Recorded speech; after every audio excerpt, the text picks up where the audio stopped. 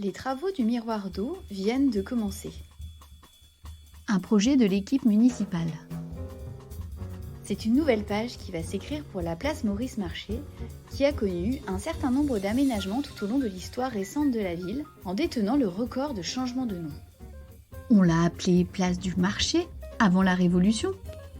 Place de la Liberté en 1791 et successivement place du Département, place Napoléon ou encore simplement la place de l'Hôtel de Ville avant de devenir, après 1945, la place Maurice Marchais.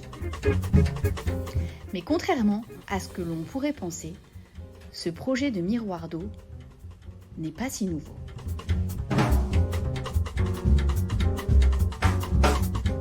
Tout a commencé quand on s'est plongé dans une rétrospective réalisée par les archives municipales sur l'histoire de cette place.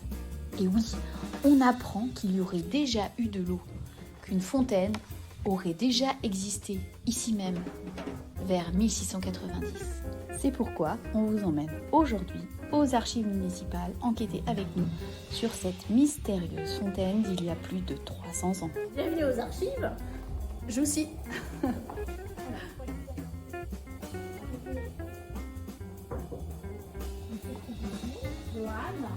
On suit Joanne Crouvesier, responsable des archives anciennes, dans la chambre forte des archives municipales. C'est là que sont notamment conservées les archives anciennes de la ville, c'est-à-dire avant la Révolution, celles qui vont concerner la fontaine du Marché.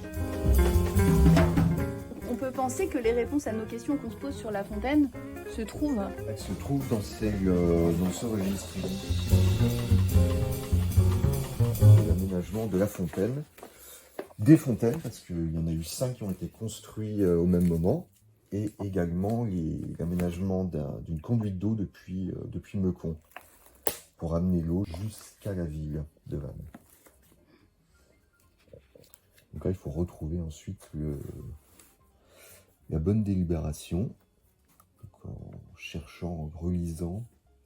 Donc là, on a la délibération qui valide le fait d'aménager des fontaines et des conduites d'eau depuis Meucon. À quoi ressemblait cette fontaine ?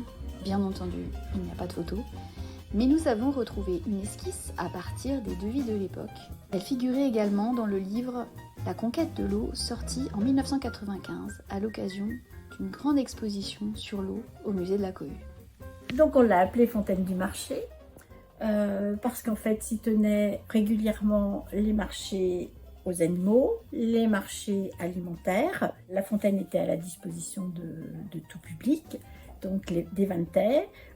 Les élèves du collège des jésuites du collège de Vannes, qui était là où se situe aujourd'hui le collège Jules Simon, pouvaient bénéficier avec leurs enseignants de cette eau qui était acheminée jusque sur cette place. Pour autant, comment être sûr que cette fontaine ait réellement existé ?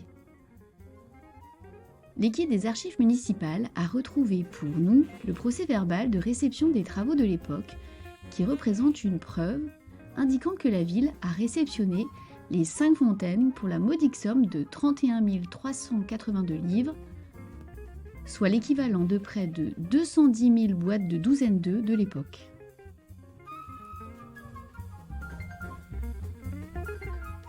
La fontaine du Marché n'a pas eu une longue vie, puisqu'une partie de l'aqueduc qui l'alimentait s'effondra en 1702. Je vous donne rendez-vous prochainement pour un autre épisode.